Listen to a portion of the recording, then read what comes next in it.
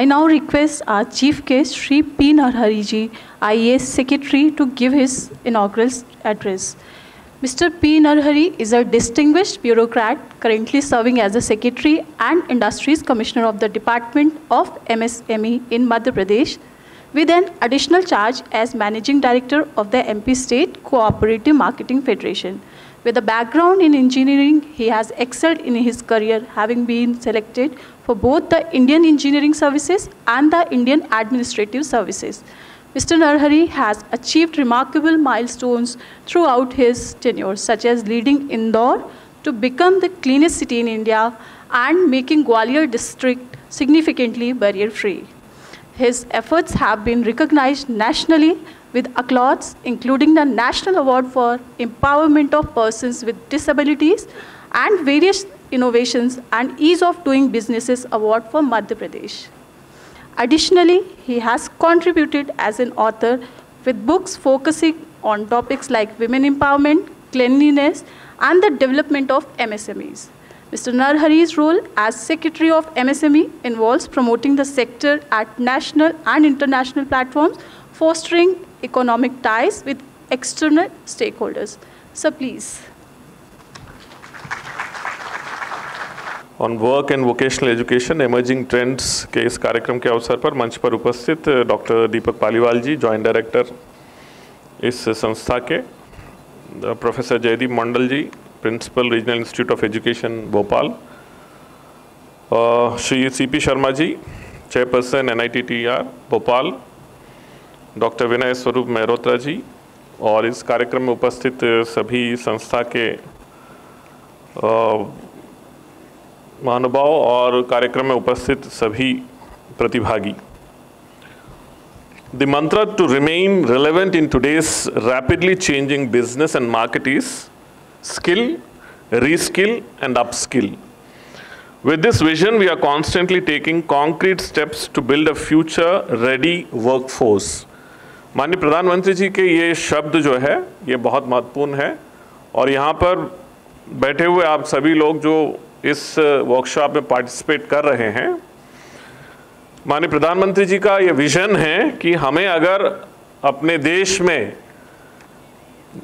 जो बिजनेस और मार्केट में हमें अगर रिलेवेंट रहना है, प्रतिस्पर्धात्मक रूप से हमें अन्य देशों के तुलना में हमारी उपस्थिति दर्ज करना है, तो हमें स्किलिंग, रीस्किलिंग और अपस्किलिंग करना चाहिए. तो मैं इस अवसर पर इस कार्यक्रम के जो उद्देश्य है उसकी सराहना करते हुए मैं बताना चाहूँगा कि अपना देश भारतवर्ष जो है सबसे पुराना सिविलाइजेशन है पूरे दुनिया में, लेकिन आज के तारीख में सबसे यंग राष्ट्र है. मध्य प्रदेश में ही अगर हम देखें तो आज 29 साल के जो आयु वर्ग है, 29 साल तक के जो आयु वर्ग है, यानी कि 0 से लेके 29 साल का अगर हम देखते हैं तो 3 करोड़ लोग हैं.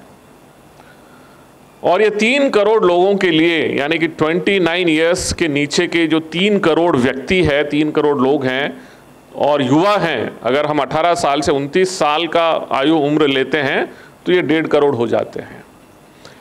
इन 1.5 करोड़ के युवाओं को हमें काम देना है, उनको रोज़गार उपलब्ध कराना है, उनके रोज़गार के अवसर प्रदान करना है और उन्हें कुछ न कुछ अपने जीवन यापन करने के लिए हमें प्रयास करने की आवश्यकता है. तो मध्य प्रदेश शासन इस दिशा में काम करते हुए हमारे यहाँ 3-4 ऐसे विभाग हैं जो केवल स्किलिंग के क्षेत्र में काम करते हैं. पहला है स्किल डेवलपमेंट है, जो टेक्निकल एजुकेशन के साथ में स्किल डेवलपमेंट है, जिनके पास पूरा स्किलिंग के अवसर उपलब्ध कराने का काम करते हैं. दूसरा हमारा MSME डिपार्टमेंट है, जिसमें हम जो उद्यम चलाना चाहते हैं, कोई भी उद्योग लगाना चाहते हैं, कोई भी उद्यम लगाना चाहते हैं, एंटरप्राइज जिसको हम कहते हैं, उद्यम एंटरप्राइज जो है कोई भी मैन्युफैक्चरिंग सेक्टर हो सकता है, सर्विस सेक्टर हो सकता है, बिजनेस हो सकता है. ऐसे जो भी उद्यमिता से संबंधित काम करना चाहते हैं, एंटरप्रेन्योरशिप यानी कि स्वयं के सेल्फ एम्प्लॉयमेंट के साथ में अपना खुद का उद्योग धंधा लगाना चाहते हैं, अपने पैरों पे खड़ा होना चाहते हैं और दूसरों को भी रोजगार दिलाना चाहते हैं, ऐसे जो काम करना चाहते हैं, उसके लिए एमएसएमई विभाग बहुत सारे योजनाएं हम लोग चला रहे हैं। तो मैं, क्योंकि आप लोग शिक्षा के क्षेत्र से जुड़े हुए हैं और आप युवाओं के साथ में, बच्चों के साथ में, स्टूडेंट्स के साथ में आप संपर्क में रहते हैं, आप उनको शिक्षा दीक्षा देते हैं, उनको मार्गदर्शन देते हैं और अपने फ्यूचर करियर्स के बारे में आप लोग मार्गदर्शन देते हैं, तो ये तमाम ऐसे शासन की योजनाएं हैं, उसके बारे में जानकारी रखना बहुत ज़रूरी है। और इसलिए मैं मानता हूं कि आज का ये कार्यक्रम बहुत ही सारगर्भित है। और मैंने जैसे कहा है कि जो युवा हैं, जिनको मार्गदर्शन, गाइडेंस, सही समय पर सही गाइडेंस की जो आवश्यकता होती है, वो टीचर्स ही दे सकते हैं। तो इसलिए ये तमाम योजनाएं, चाहे वो राज्य शासन की हो, केंद्र शासन के हो, उन योजनाओं के बारे में आपको जानकारी होना बहुत आवश्यक है। तो मध्य प्रदेश के जो एमएसएमई विभाग है, हम लोग ऐसे युवाओं को, ऐसे लोग जो उद्यमिता के क्षेत्र में काम करना चाहते हैं, उनके लिए हम लोग कई योजनाएं चलाते हैं। मैं आप लोगों से ये अनुरोध करूंगा कि जब कोई बच्चा आपके पास आके आपसे कहे कि मैं फलाना क्षेत्र में काम करना चाहता हूं, मैं फलाना करियर अपने जीवन में सेलेक्ट करना चाहता हूं, आगे कुछ करना चाहता हूं, उनके लिए ज़रूर आप आजकल आप देखेंगे तो मध्य प्रदेश शासन के पूरे देश भर में ही हर राज्य में और मध्य प्रदेश के शासन के हर विभाग का वेबसाइट बना हुआ है और ये वेबसाइट हिंदी में भी उपलब्ध है, इंग्लिश के साथ साथ हिंदी में उपलब्ध है।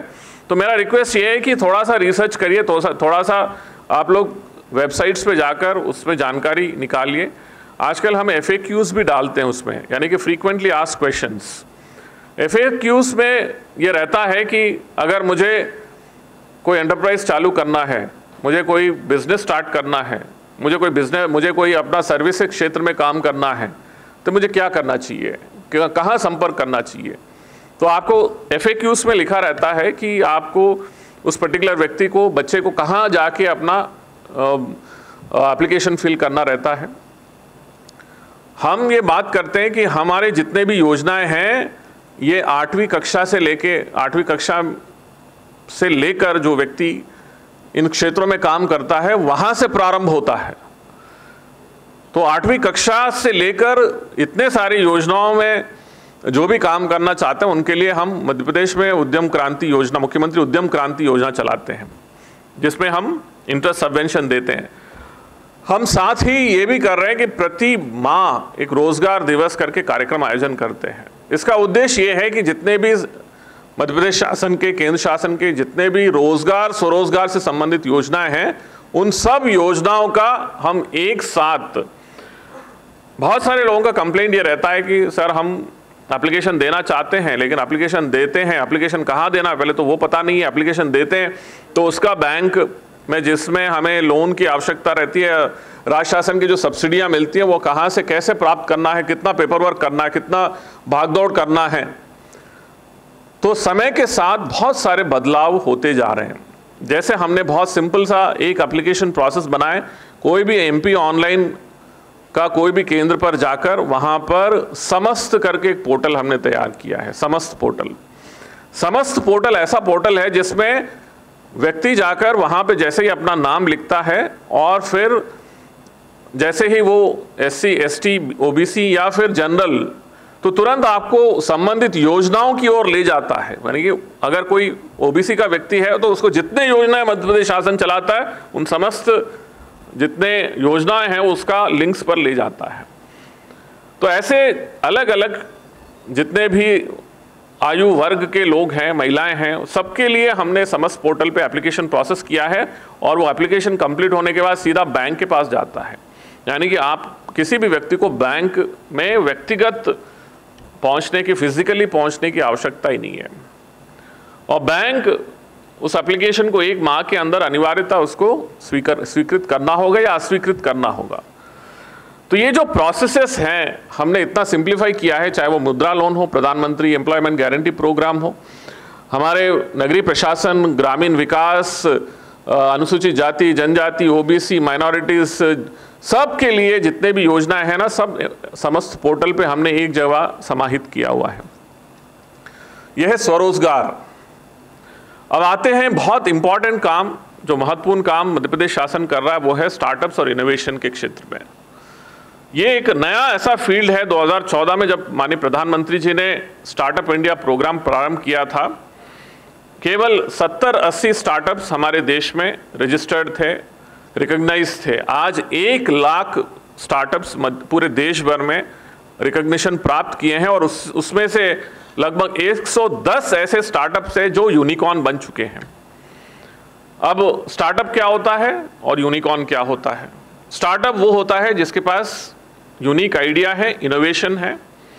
जो भी बच्चा, जो भी व्यक्ति अपने पास ऐसा आइडिया और इनोवेशन जो सामाजिक या आर्थिक या फिर किसी पर्टिकुलर बिजनेस या किसी क्षेत्र से संबंधित ऐसे समस्या का समाधान अपने स्टार्टअप के माध्यम से करने का प्रयास करता है, वो उसको स्टार्टअप इंडिया पोर्टल पे जाके रजिस्टर करना है और अपने संस्था को रिकॉग्नाइज करना है। अब स्टार्टअप जो है, स्टार्टअप इसलिए हम मध्य प्रदेश शासन सबसे ज़्यादा इसको हम प्रभावी बनाने का प्रयास कर रहे हैं क्योंकि इसमें 2-3 चीज़ें हैं। पहला तो आइडिया और इनोवेशन जो है, किसी की मतलब जो अमीर है, जिसके पास पैसा है, उसी के पास आइडियाज़ और इनोवेशन होने की कोई ज़रूरत नहीं है। आइडियाज़ और इनोवेशन किसी भी व्यक्ति थोड़ा बहुत दिमाग लगाता है, थोड़ा बहुत प्रयास करता है और समाज को बहुत गहनता से परीक्षण करता है, किसी भी बिजनेस, डिज़ाइन, मैन्युफैक्चरिंग ऐसे फील्ड में ऐसे समस्या, प्रॉब्लम स्टेटमेंट को आइडेंटिफाई करता है और उसका समाधान करने का अपना आइडिया और इनोवेशन के माध्यम से करने का प्रयास करता है, वो स्टार्टअप प्रारंभ कर सकता है।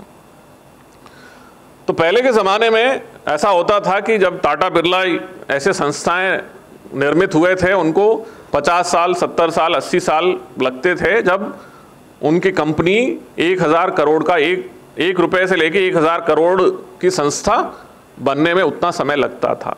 आज महज 3-4 सालों में कोई स्टार्टअप 1000 करोड़ की कंपनी बन जाता है। और यूनिकॉर्न का मतलब है लगभग 8000, मतलब आज के जो यूएस और रुपी का जो डॉलर वैल्यू है रुपीस में, लगभग अगर 8000 करोड़ का कोई संस्था बन जाता है तो वो यूनिकॉर्न हो जाता है। तो ये यूनिकॉर्न्स यानी कि 2014 से लेकर 2023 के बीच में 110 ऐसे यूनिकॉर्न्स अपने देश में निर्मित हुए हैं, यानी कि लगभग 8000 करोड़ की कंपनी महज 5-6 साल में निर्मित हो रहे हैं। तो ये हमारी इकोनॉमी की ऐसी ताकत है जितना जो बढ़ते जा रहा है, जिसमें मध्य प्रदेश शासन और केंद्र सरकार के स्तर पर केंद्र सरकार बहुत सारे इसमें सहयोगात्मक चीजें कर रहा है, जिसमें मुख्य रूप से इन्वेस्टमेंट। किसी भी संस्था को अपने पैरों पे खड़े होने के लिए, चाहे वो छोटा सा कंपनी हो, बिजनेस हो, एंटिटी हो, मैन्युफैक्चरिंग यूनिट हो या फिर कोई भी स्टार्टअप हो, उसको पैसों की जरूरत पड़ती है शुरुआती दौर में।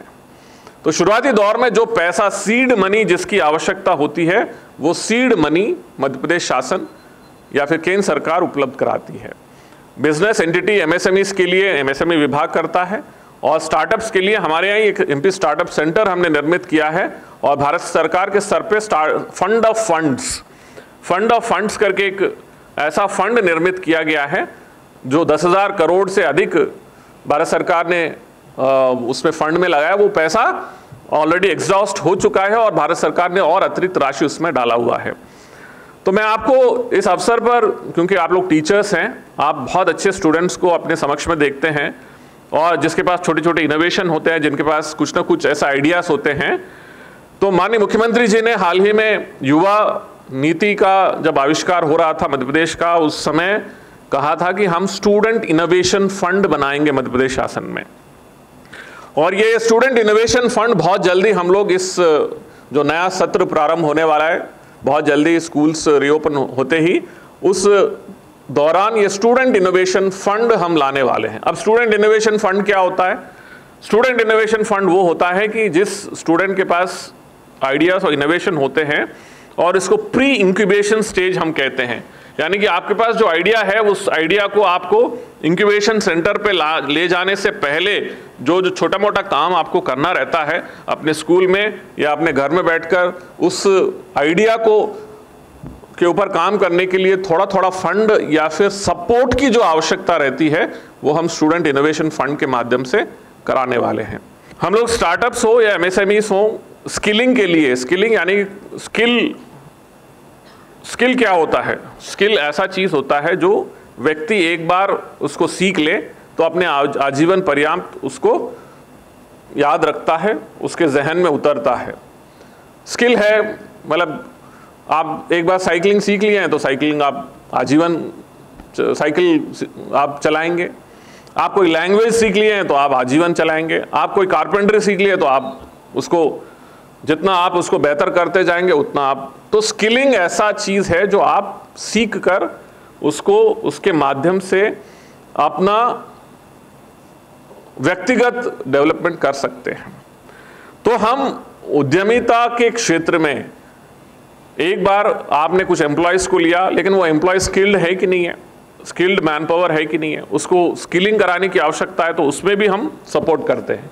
स्टार्टअप्स में भी जो जिनको लिया जाता है, जो स्टार्टअप अपने यहाँ थोड़ा बहुत जितने एम्प्लॉयज को लेते हैं और उनको स्किलिंग कराने का प्रयास करते हैं, उसमें भी हम देते हैं। हमारे जो उद्यमिता से संबंधित बहुत सारे स्कीम्स हैं। अब माननीय मुख्यमंत्री जी ने हाल ही में मुख्यमंत्री सीखो कमाओ योजना एक प्रारंभ किया है।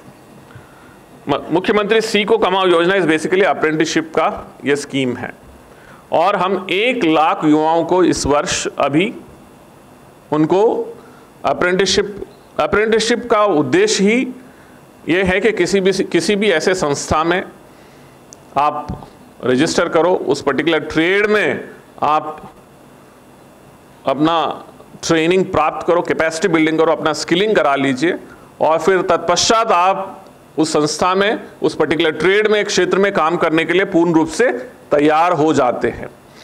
तो मुख्यमंत्री सीखो कमाओ योजना यानी कि पहले सीखो उसके बाद आप कमाओ। तो आप पहले अप्रेंटिसशिप करो, उसके बाद आप एक स्थायी एम्प्लॉय के रूप में किसी न किसी मैन्युफैक्चरिंग प्रोडक्शन बिजनेस या ऐसे एंटिटी में आप काम करो जहां पे आपका उस जो स्किल आपने अर्जित किया है उसका उपयोग आप करके एक एम्प्लॉय बेहतर एम्प्लॉय बन सको। तो ये भी काम चल रहा है। मेरा आप लोगों से अनुरोध ये है कि ऐसे बच्चे, ऐसे स्टूडेंट्स जो मतलब खाली बैठे हैं, उनके पास कोई काम नहीं है या फिर कुछ काम करना चाहते हैं, उनको पता नहीं है क्या करना है, जो इच्छुक है काम करने के लिए, खास तौर पर ग्रामीण क्षेत्रों में ऐसे बच्चे जिनको आइडिया नहीं है कि क्या करना है, किस दिशा में जाना है, उनको आप मार्गदर्शन दे सकते हैं। उनको आप बता सकते हैं कि ऐसी योजनाएं हैं, ऐसे स्कीम्स हैं जिसमें आप जा सकते हो। और जैसे मैंने कहा है कि हमारा देश में 29 ईयर्स के नीचे लगभग 40% पॉपुलेशन है और हमारे मध्य प्रदेश में ही जैसे मैंने कहा कि 18 साल से 29 साल के बीच में 1.5 करोड़ पॉपुलेशन है। हर हाथ को काम मिलना चाहिए, खाली नहीं बैठना चाहिए। ह्यूमन रिसोर्स हैं, मानव संसाधन है, उसका भरपूर उपयोग करना चाहिए। और माननीय प्रधानमंत्री जी का जो विजन है कि हमारे देश को 2025 तक हमें $5 ट्रिलियन इकोनॉमी करना है, 2047 तक हमें दुनिया का सबसे बड़ा इकोनॉमी के रूप में अगर हमें करना है, ये लक्ष्य है। लेकिन उसको प्राप्त करने के तरीके क्या है, उसको हासिल करना है तो हमें स्किलिंग की ओर बहुत ज्यादा ध्यान देने की आवश्यकता है। आज स्किलिंग हर क्षेत्र में जरूरत है। यहाँ पे जो लोग फोटोग्राफी कर रहे हैं, वीडियोग्राफी कर रहे हैं, यहाँ से लेके जो लोग आपको कॉफी पिलाएंगे, चाय पिलाएंगे, वहां से लेके जो केटरिंग करेंगे, वहां से लेके जो चाहे वो एजुकेशन सेक्टर में, हेल्थ सेक्टर में, इंश्योरेंस सेक्टर में, इंडस्ट्री के सेक्टर में, बिजनेस ओरिएंटेड सेक्टर में, हर क्षेत्र में हमें ऐसे ट्रेन्ड लोगों की, स्किल्ड मैन पावर की आवश्यकता है। मैं आपको बता दूं कि सिंपल सा एंटरटेनमेंट इंडस्ट्री अगर हम देख लें, आज हम टीवी चैनल से उठकर ओटीटी प्लेटफॉर्म्स पे चले गए। आज हम सिनेमा हॉल से लेके हम ओटीटी या इस तरह के प्लेटफॉर्म्स में, आज हम जो एंटरटेनमेंट से, जो स्पोर्ट्स से रिलेटेड जितने भी चीज़ें हैं उसको ओटीटी से, ओटीटी प्लेटफॉर्म पे या मोबाइल पे ही हम लोग इतना ज़्यादा देखने लगे हैं। हाल ही में जो आईपीएल हुआ था, अगर आप देखेंगे तो सबसे ज़्यादा युवा यानी कि नियरली 60% युवाओं ने आईपीएल मोबाइल पे देखा है, टीवी पे भी नहीं देखा है। तो एंटरटेनमेंट, स्पोर्ट्स, इससे रिलेटेड जो इंडस्ट्री है बहुत बड़ा इंडस्ट्री के रूप में उभरता हुआ जा रहा है। तो आज आगे चलकर हमको स्पोर्ट्स एंटरटेनमेंट यूनिवर्सिटीज बनाने की आवश्यकता पड़ेगी। तो हमें उस क्षेत्र में हम देख रहे हैं कि इतने सारे डॉक्यूमेंट्रीज, इतने सारे वेब सीरीज, इतने सारे स्पोर्ट्स फिल्म्स बहुत सारे आ रहे हैं, लेकिन उसके लिए जो टेक्नीशियंस की जो आवश्यकता है वो कहाँ है? हमारे पास टेक्नीशियंस नहीं है। तो हमें टेक्नीशियंस को बिल्ड करना है, हमको टेक्नीशियंस को ट्रेन करना है, स्किल्ड मैन पावर को तैयार करना है। तो ये सब दूरगामी चीजें हैं जिसके लिए आज के इस तरह के वर्कशॉप बहुत सारगर्भित होंगे। मैं आपको बता दूं कि ओलंपिक वैल्यू एडिशन प्रोग्राम हम करने वाले हैं, जिसमें हम अभिनव बिंद्रा फाउंडेशन के साथ में बहुत जल्दी, मैं प्रमुख सचिव स्पोर्ट्स भी हूं, अभी मैंने चार्ज लिया है। तो हम 100 ऐसे स्कूल्स को ले रहे हैं और उनके साथ हम अभिनव बिंद्रा फाउंडेशन के साथ में ओलंपिक वैल्यू एडिशन प्रोग्राम करा रहे हैं, यानी कि छोटे बच्चों में ओलंपिक्स के बारे में और ओलंपिक्स से उस तरह ओलंपिक्स क्या होते हैं, उस तरह के स्पोर्ट्स क्या होते हैं, और उसके बारे में हम 100 ऐसे स्कूल्स को सिलेक्ट करके बताएंगे ताकि उनके अंदर जो है स्पोर्ट्स का वैल्यू के बारे में पता चले। आज मैं इसलिए कह रहा हूं कि इतने सारे चीज़ों में हमें काम करने की ज़रूरत है और हमारा बेस्ट इकोसिस्टम अगर कहीं मिलता है वो हमारे स्कूल्स ही है। स्कूल्स में जो इकोसिस्टम मिलता है, जितना बेहतर वातावरण स्कूल्स में मिलता है वो कहीं नहीं मिल सकता है। तो इसलिए हमें हमारे स्कूल्स के जो इकोसिस्टम को और स्ट्रेंथन करना है, हमारे टीचर्स का जो कैपेसिटी बिल्डिंग है और करने की आवश्यकता है, हमारे टीचर्स को जो सपोर्ट सिस्टम हमें तैयार करने की आवश्यकता है उसमें और हमें बढ़ोतरी देने की आवश्यकता है। तो इस दिशा में मध्य प्रदेश शासन और भारत सरकार बहुत सारे गतिविधियां कर रहा है और मुझे पूरा विश्वास है कि इन कार्यक्रमों के माध्यम से और हम अपने टीचर्स को और बेहतर और योग्य और एक्सट्रीमली कॉम्पिटिटिव और कैपेसिटी युक्त ऐसे टीचर्स का हम निर्माण करेंगे जो आगे चलकर हमारे बच्चों को, युवाओं को बेहतर शिक्षा दीक्षा देंगे और सही डायरेक्शन में आगे ले जाएंगे। पुनः इस वर्कशॉप के एक रिजल्ट ओरिएंटेड और एक बेहतर कार्यक्रम के रूप में उभरे, ऐसे शुभकामनाओं के साथ बहुत बहुत धन्यवाद। जय हिंद।